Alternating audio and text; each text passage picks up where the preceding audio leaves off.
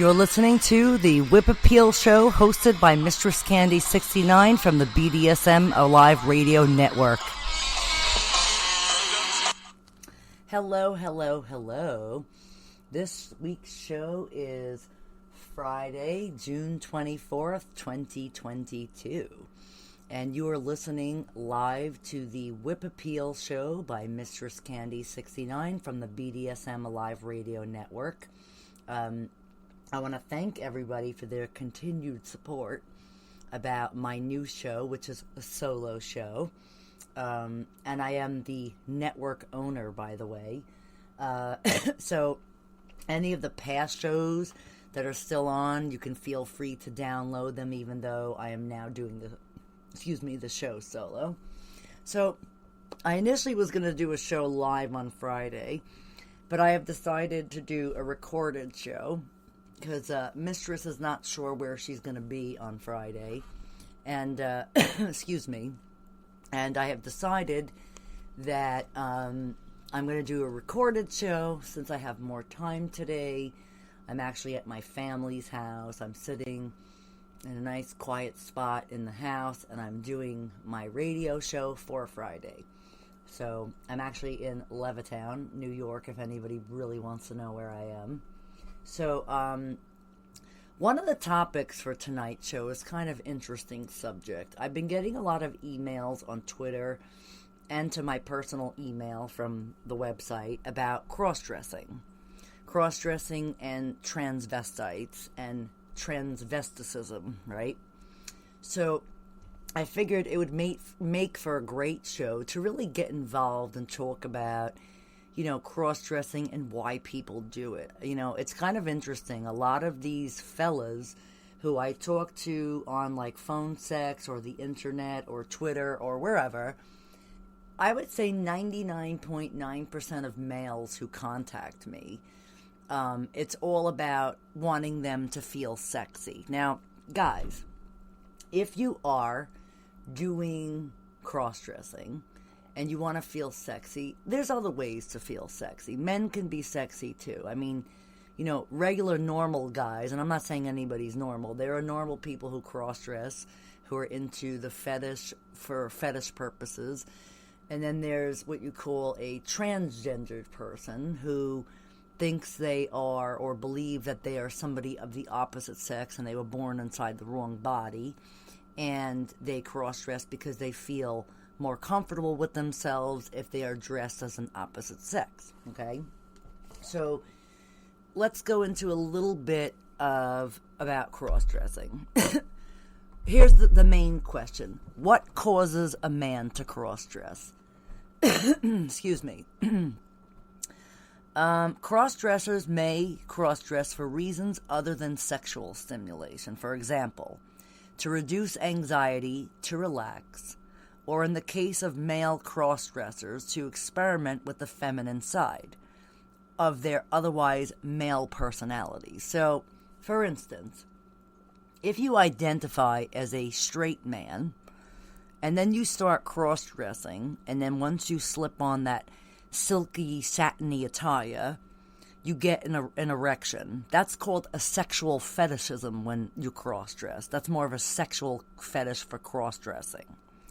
Now, if you're a regular guy who puts on women's clothes and you don't get excited, but you feel more comfortable as a feminine self, that means that you may be transgendered cross-dresser, or you're just dressing for the time period, whether it's to go out and have fun with a bunch of ladies and pretend like you're one of the girls, or you really want to experiment with your feminine side, but you identify as a straight guy, okay? Most cross-dressers that I've run into in my life are usually either bi or gay, okay?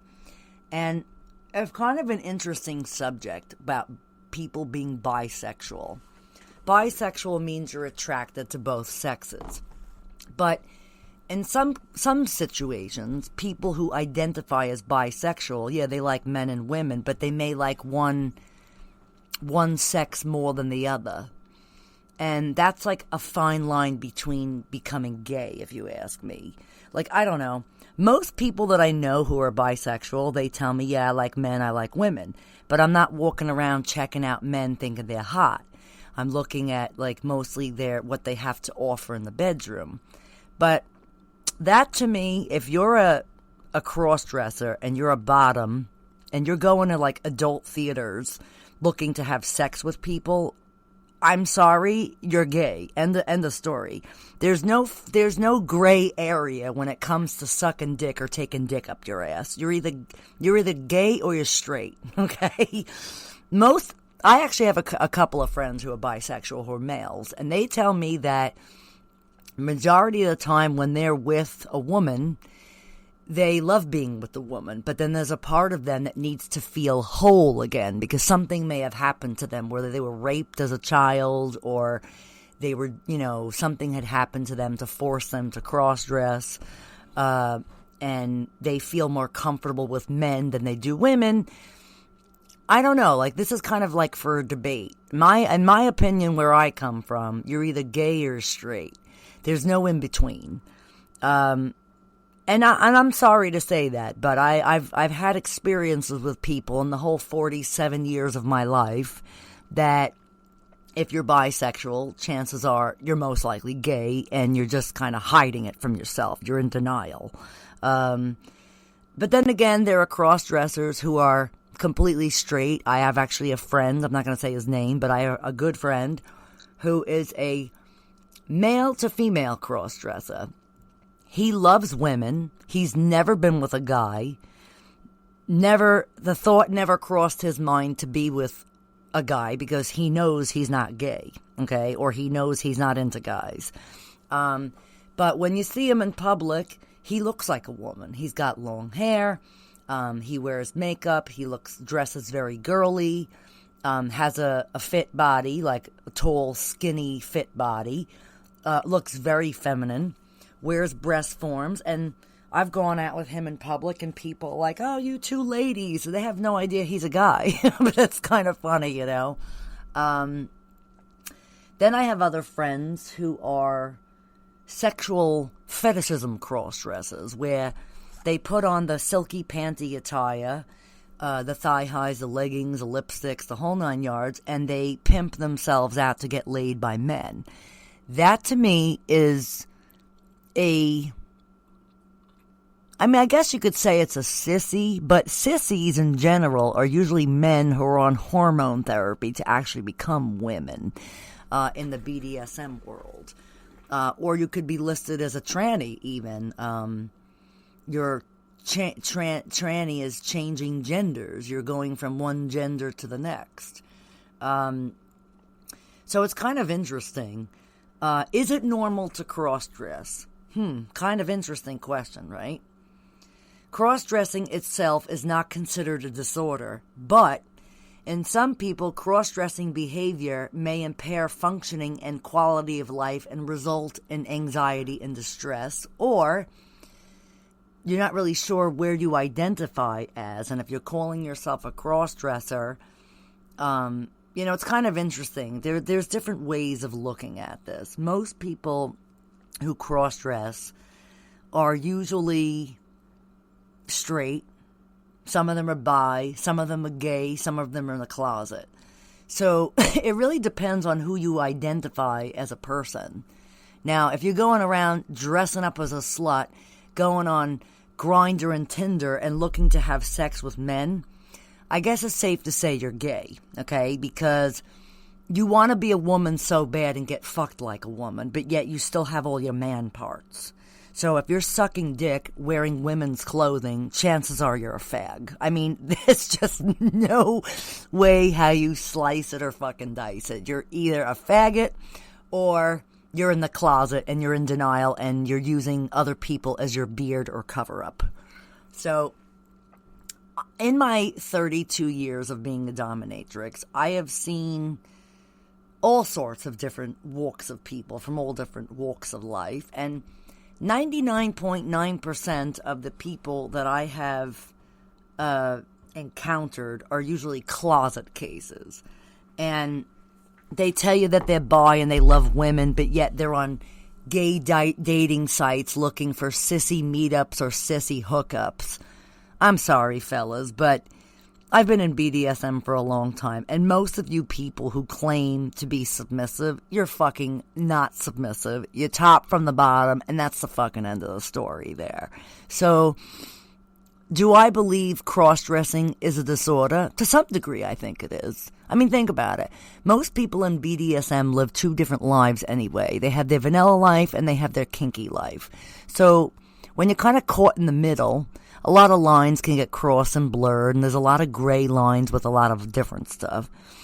But for me, where I come from, if you are with a man, and you're a man dressed as a woman, you're gay. There's no way how to slice it or fucking dice it.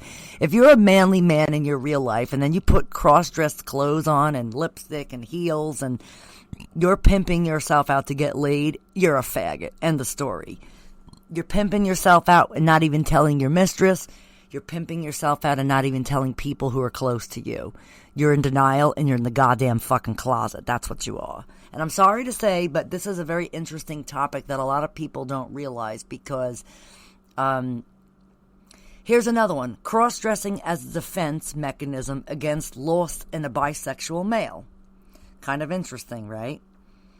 So it says, cross-dressing is the wearing of clothes traditionally worn by members of the other sex. It's a practice documented for centuries and often linked to stereotypically with perversion, fetishism, exhibitionism, sexual deviance, and homosexuality. Currently, cross-dressing itself is not considered a disorder, but in some people, cross-dressing types of behavior may impair functioning and the quality of life and result in anxiety and distress. Defense mechanisms are psychological tactics employed by the unconscious mind to protect the individual from anxiety and social consequences, as well as from situations one is unable to cope with at the current time. This article, and I'm reading this article, illustrates... Hold on one second. I have to answer my phone. Sorry about that. Mistress had a phone call coming in, and it was from my lawyer friend, so I had to take the phone call. Okay, so now I'm back.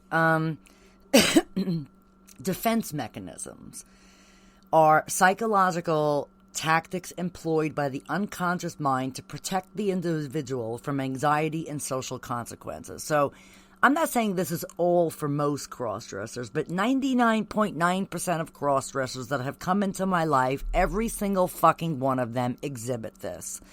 And, for instance, there's a case of a 26-year-old male with a self-professed male gender identity who dresses publicly in women's clothing, but not for reasons typically assumed about cross-dressers.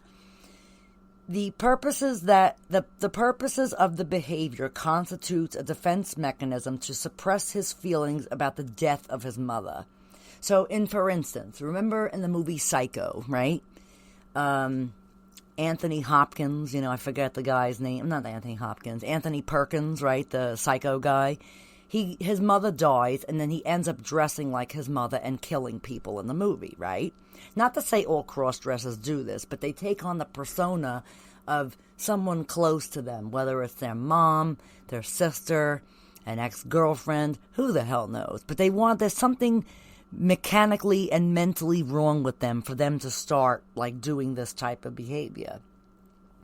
Now,